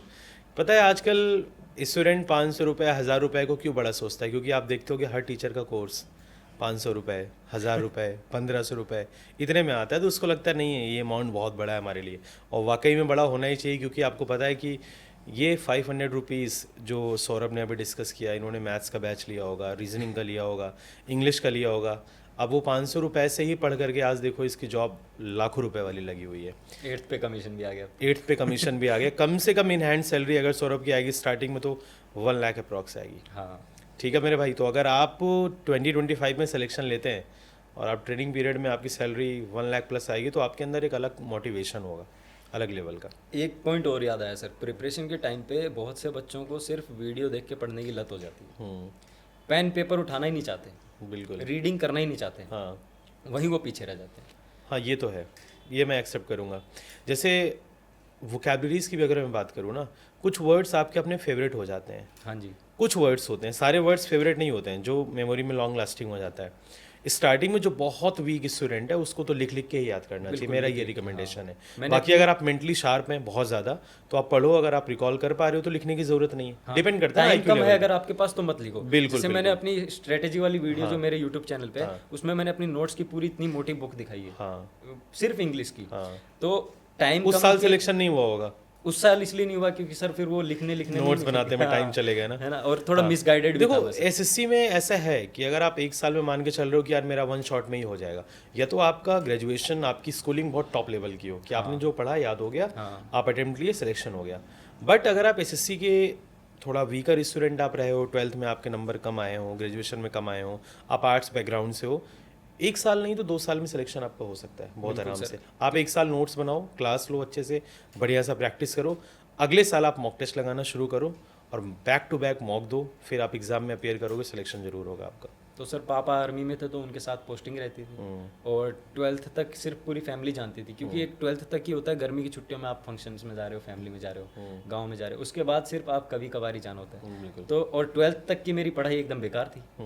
तो अभी तक सबको लगता था पूरे गांव को कि वो तो भोंदू है, भोंदू लड़का है, भोंदू है, आवारा है, घूमता है। जैसे ही मेरा सिलेक्शन हुआ तो बहुत से लोग तो यही बोले कि अबे वो शॉक्ड हो गए होंगे, उसका कैसे हो गया, पढ़ता लिखता भी है क्या? चलो अब इससे रिलेट करके बताता हूँ। देखो सौरभ की स्टोरी सुन गए, मैं अपने गांव से 6 साल हो गए दूर रहते, 6 साल 7 साल। तो जब मैं गांव में रहता था मैं भी बहुत शरारतपन करता था, गांव के लोगों को परेशान करना, इधर उधर लड़ाई कर लेना, कुछ भी कर देना। पढ़ाई में मन मेरा हट चुका था। सडनली दिल्ली आया, पढ़ा, सिलेक्शन लिया, फिर उसके बाद पढ़ाना मैंने शुरू कर दिया। तो जब मैं गांव जाता हूँ तो लोगों का नजरिया ऐसा चेंज हो जाता है कि यार ये तो लड़का कुछ और था, अब क्या हो गया ये। हाँ, मजाक में लेते थे पहले, पहले बहुत मजाक में लेते थे, आपको लगता था यार ये कैसे हो गया, इस पोजीशन पर ये कैसे आ सकता है। तो जैसे सौरभ का मजाक बनाते थे लोग पहले, देखो आज सेलेक्ट हो गया, वैसे आप भी अगर आपका मजाक बन रहा है तो उनको सिलेक्शन देकर के मुंह तोड़ जवाब दो। वही सर, हरियाणा राजस्थान का तो यही सीन है कि आप अगर 10 लोग बैठे हो तो आपकी बात तभी सुनी जाएगी जब आपके पीछे सरकारी नौकरी का ठप्पा है, चाहे वो ग्रुप डी हो चाहे आप कलेक्टर हो, तभी सुनी जाएगी जब आपके पीछे सरकारी नौकरी है। अदरवाइज आपका पॉइंट चाहे कितना ही वैलिड हो, तू कौन है, तन्ने के पाड़ रखा है। ये भाई हरियाणा वाले लोग सुन रहे हो ना मेरे भाई, अगर आप भाई सरकारी नौकरी के पीछे हैं तो ले करके मानिए, आपकी तभी वैल्यू होगी जब आपके पास गवर्नमेंट जॉब होगी। हरियाणा, राजस्थान, इवन मैं अदर स्टेट की भी बात कर रहा हूँ सौरभ, चाहे यूपी हो, बिहार हो, गवर्नमेंट जॉब का दबदबा अलग होता है सर। एक आपको एक लाइफ सिक्योरिटी मिल जाती है, लाइफ आपके बच्चों की, आपके आने वाले, और सोसाइटी में एक रिस्पेक्ट अलग लेवल की। पैसा तो आप साइड बाय साइड बिजनेस करके भी कमा सकते हो, बट एक जॉब सिक्योरिटी हो। जैसे कोविड हुआ था, कोविड के टाइम पे सिर्फ सरकारी नौकरी वाले चैन से बैठे। बिल्कुल भाई, फ्री की सैलरी आ रही है, फ्री की सैलरी हर महीने आ रही है, और वही जो चाहे कितने बड़े बड़े बिजनेस हों, सबको यही नहीं पता था कि आगे क्या होगा, क्या होगा। क्योंकि किसी ने 2020 में थोड़ी देखा था कि 22 में वापस सही हो जाएगा। सबको ऐसा लग रहा था अब तो पड़ गया ठप अब सब। तो गया है सब और सिस्टम। सरकारी नौकरी वाले बैठे थे राजा की तरह। ये तो है। राशन भी घर आ रहा है सारी चीजें घर आ रही हैं, लाइन ही नहीं लगानी पड़ रही, मार्केट में ब्लैक से कुछ भी नहीं लाना पड़ रहा, प्रॉपर तरीके से इलाज हो रहा है, सब चीजें गवर्नमेंट फैसिलिटी पूरी फ्री मिलनी है, बच्चों का भी मेडिकल, वाइफ का मेडिकल, पापा मम्मी का। तो ये पूरी इसलिए गवर्नमेंट जॉब बहुत जरूरी है मिडिल क्लास फैमिली के बच्चों के लिए। बिल्कुल। सौरभ की मम्मी, सौरभ राजस्थान से है, सौरभ और सौरभ की मम्मी सिस्टर सब साथ में ही रहते हैं। तो सौरभ की मम्मी ने भी मेरे यूट्यूब वीडियो के नीचे एक कमेंट किया था कि आपके मोटिवेशन और आपको सपोर्ट के लिए बहुत बहुत थैंक यू कि आपने मेरे बच्चे का आपने इतना सपोर्ट किया। तो मतलब जब किसी सिलेक्टेड स्टूडेंट की मदर या फादर का कोई इस तरीके का मैसेज आता है तो हम जैसे टीचर के लिए बहुत बड़ा मोटिवेशन का काम करता है। मम्मी ने तो सर आंटी को दिल से शुक्रिया मेरी तरफ से। ये वीडियो आंटी जरूर अगर देखेंगे तो फिर से कमेंट करेंगी। वो देखेंगे सर तो आंटी मतलब शुरू से ही इसको गाइड करती रहेगी, बेटा ऐसा कर ऐसा कर ऐसा कर, और ये अपनी जर्नी में बताता रहा कि मम्मी का बहुत बड़ा रोल रहा। मम्मी ने बताया था, जब मेरे दोस्त ने बताया ना कि हर्ष प्रताप सर हैं, एक इंग्लिश पढ़ाते हैं, मैंने कहा कभी देखा नहीं। मम्मी बोली मैंने तो देखा ही है बहुत बार, लेकिन मैं सोचा तू अपने हिसाब से पढ़ रहा है तो मैं कौन ज्ञान दूं तेरे को। देख रहे हो आजकल की मम्मी लोग भी यूट्यूब पे टीचर्स को देख रही है भाई, सारी वीडियो देखती हैं सारी वीडियो देखती हैं, और वो मम्मी लोग इतनी समझदार होती हैं कि अपने बेटे को किससे पढ़वाना है। हाँ ठीक है ना। तो आप लोग भी अगर, ठीक है, आपके पेरेंट्स अगर एजुकेटेड नहीं है कोई बात नहीं, अगर एजुकेटेड हैं तो वो आपकी लाइफ में बहुत बड़ा रोल प्ले कर सकते हैं। अगर आप डिमोटिवेटेड हो, डिप्रेस्ड हो, अपने मम्मी से बात करो, पापा से बात करो, उनको बताओ कि मेरे साथ ऐसा हो रहा है, वो आपके एक रोल मॉडल की तरीके बन करके निकलेंगे। एक सबसे बड़ी दिक्कत ये होती है सर, जैसे मैं 12th के बाद 1 साल के लिए बाहर जाके पढ़ाई की, मुझे समझ आ गया था मैं बहुत ज़्यादा डिस्ट्रैक्ट हो जाता हूँ बिल्कुल। दोस्तों में घूमना फिरना।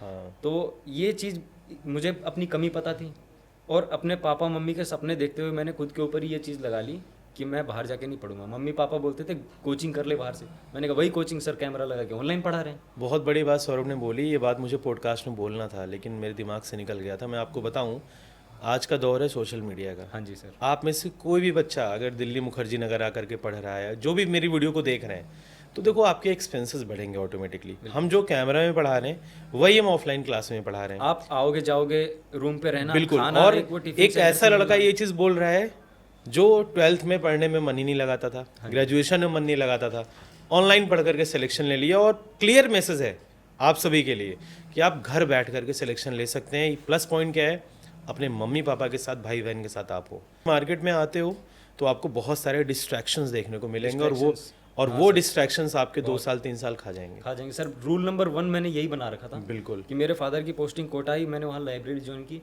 रूल नंबर 1 बना लिया कि मुझे दोस्ती नहीं करनी है। मैं लाइब्रेरी जाता था, लोग देख के ऐसे बोलते थे और भाई कैसे, मैं सिर्फ ऐसे करके निकल जाता था। हाँ भाई। मॉक टेस्ट में देता था, मेरे मॉक में मार्क्स देखते थे, फिर कोशिश करते थे कि इससे बात करें कि इतने स्कोर कैसे आ रहा है। बिल्कुल। मैं इग्नोर कर देता था। मैंने कहा चाहे भाई मेरे को बुरा समझो, गालियाँ दो मनी मन, लेकिन मुझे तो अपनी लाइफ सेट करनी है, तुम्हें थोड़ी करोगे मेरी आके लाइफ सेट। बिल्कुल सही बात। तो ये सीन था। तो इसलिए रूल नंबर 1 बनाओ, लाइब्रेरी अगर ज्वाइन कर रहे हो होम टाउन में रह के, दोस्ती यारी मत करो, नहीं तो हर 10 मिनट में चाय पीने जाओगे, घूमोगे फिरोगे कि आज चलते हैं भाई, वहाँ चलते हैं, आज यहाँ चलते हैं, यार बहुत दिन हो गए पढ़ते। एंजॉय करो, अपने घर वालों के साथ एंजॉय करो, यार रीलें भी देखो बीच में। मैं एक चीज़ बताता हूँ, अब तो आप सिलेक्ट हो गए हो, अब आप जॉब करोगे, सैलरी पाओगे, अब आप बहुत मैच्योर हो जाओगे। मैं एक चीज़ बताना चाहता हूँ कि अगर आप लड़के हैं ना और आपके पास पैसा नहीं है तो आपकी कोई इज्जत नहीं है। कोई इज्जत नहीं सर। ठीक है, आपकी कोई इज्जत नहीं है। आपके भाई, आपके पापा, आपके दोस्त कोई नहीं पूछेंगे। ये आपको तब पता चलेगा जिस दिन आपकी शादी होने वाली होगी, या शादी अगर नहीं भी हुई होगी ना आपकी, आपको धीरे धीरे ये फील हो जाएगा कि आपका कोई सगा नहीं है जर्दी पे। तो अगर आप लड़के हैं और मेरी वीडियो को देख रहे हैं तो आप मेहनत करो, और आप 1 साल बंद कर लो कमरा, लाइब्रेरी लगा लो। लाइब्रेरी नहीं लगा पाते हो, अपने कमरे को आप लाइब्रेरी बना लो और 1 साल रगड़ के पढ़ दो, सिलेक्शन ले लो। देखो आपका नज़रिया आपको लेकर के आस पड़ोस के लोगों का, रिलेटिव्स का, आपके भाई बहन का, आपके माँ बाप का नज़रिया बदल जाएगा। और अगर आप 1 साल ऐसा नहीं करते हैं, आने वाले 30 साल 40 साल तक आप रिपेंट करेंगे, पछताएंगे। तो ये बहुत बड़ी बात मैंने आपको बोली। अगर आप समझदार हैं तो आप इस चीज़ को समझ रहे होंगे। ठीक है, तो आप डिस्ट्रैक्ट मत हो, मेहनत करो, 1 साल रगड़ के मेहनत करो। यार इतनी मोटी तो किताबें होती हैं, मैथ की, इंग्लिश की, रीजनिंग की, जीएस की। आपको पता है कि यही मेरा दायरा है, इन्हीं में से आना है, फिर भी आप नहीं कर पा रहे हो। यार पढ़ो, पढ़ के जो डाउट है अपने टीचर से पूछो, अपने मेंटोर से पूछो। अगर आपने किताबें पढ़ ली, रट डाला, ट्रिक्स अपने दिमाग में कर लिया, कॉन्सेप्ट्स को समझ लिया, एसएससी कोई बड़ी चीज़ नहीं है। सर लड़कियों के लिए भी मेरा यही मैसेज रहेगा कि डिस्ट्रैक्शन बहुत हैं, और लड़कियां मैच्योर होती हैं वैसे। अगर आप 20 साल का लड़का देखोगे, 20 साल की लड़की देखोगे, तो वो लड़की 25 साल की सोच रखती है। हाँ लड़कियां बहुत मैच्योर होती हैं, लड़कियां देखती हैं कि एक्चुअल में कौन सीरियस अपनी लाइफ में है ना, सीरियसनेस देखती हैं कि अगले करियर से मतलब है कि नहीं है, बिल्कुल। तो वो भी उसी की तरफ जाएंगी। बिल्कुल। तो और दूसरी चीज़, लड़कियों को तो यही कहूँगा भाई, डिस्ट्रैक्शन से दूर रहो। आपके पापा मम्मी आपको सपोर्ट भी कर देंगे तो कितने साल, लड़के तो प्राइवेट जॉब भी कर सकते हैं, बिल्कुल। उनको वहाँ पे इज्जत की कोई टेंशन नहीं है। लेकिन गर्ल्स के लिए सबसे ज़्यादा अगर इज्जत कहीं पे है तो वो गवर्नमेंट जॉब है। एक वर्दी पहन के एक लड़की जाएगी ना कहीं पे, किसी की हिम्मत नहीं है कि ऐसे आँख उठा के देख ले। एग्जैक्टली। ठीक है, आप कॉर्पोरेट में काम करोगे फिर भी आपको ऐसे मतलब गलत नज़रिए से देखते हैं। सर गाँव की बात बता रहा हूँ, गाँव की नहीं, हर जगह आप है यार। अगर वो फेमिनिस्ट वे में देखें तो चाहे आप मेरे को कुछ भी बोल दो, लेकिन मैं एज ए मतलब अपनी बहन समझ के आपको एक एडवाइस करना चाह रहा हूँ कि आप गवर्नमेंट जॉब की प्रिपरेशन कर सकते हो तो करो, मेहनत लगा के करो, चाहे आप कितने ही वीक हो पढ़ाई में, कुछ भी हो, बॉयज विद बहुत रिस्पेक्ट मिलेगी। बॉयज विद यूनिफॉर्म तो हैंडसम लगते ही लगते हैं, लेकिन गर्ल्स विद यूनिफॉर्म तो सर रॉक स्टार यार, सैल्यूट निकलता है। Salute, amazing. मैं जब भी मेट्रो स्टेशन वगैरह पे जाता हूँ, सीआईएसएफ की इंस्पेक्टर्स एक दो हमको दिख जाती हैं, मतलब एक चार्मिंग पर्सनालिटी। एक मतलब वो आती है कि जॉब भी कर रही है, बच्चे भी पालना, बिल्कुल पूरा घर के भी काम करना, बिल्कुल। तो एक वहाँ पे जाके एक मतलब वो सैल्यूट निकलता है गर्ल्स के लिए। एग्जैक्टली। तो भाई सीपीओ 2025 में तांडव मचाएंगे बिल्कुल, और इतने सिलेक्शन दे मारेंगे कि 2025 में सभी लोग सो रहे होंगे और हम लोग सेलिब्रेशन कर रहे होंगे। तो उम्मीद करूँगा आपको ये पॉडकास्ट बहुत अच्छा लगा होगा। इस बार सौरभ हैं 286 रैंक के साथ, हो सकता है कि अगले पॉडकास्ट में 2025 में आपको AIR2, AIR8, AIR6 के साथ पॉडकास्ट देखने को मिलेगा। So thank you so much. मिलेंगे आपको सौरभ के साथ मेंटरशिप में, आपको देखने को बहुत सारी चीज़ें देखने को मिलेंगी, प्लस जो हम बैचेस वगैरह अपने लॉन्च करेंगे उसमें मेंटर सौरभ ही रहेंगे। और 500 स्टूडेंट में से 250 प्लस सिलेक्शन का वादा है 2025 में। Thank you so much. जय हिंद टू एवरीवन।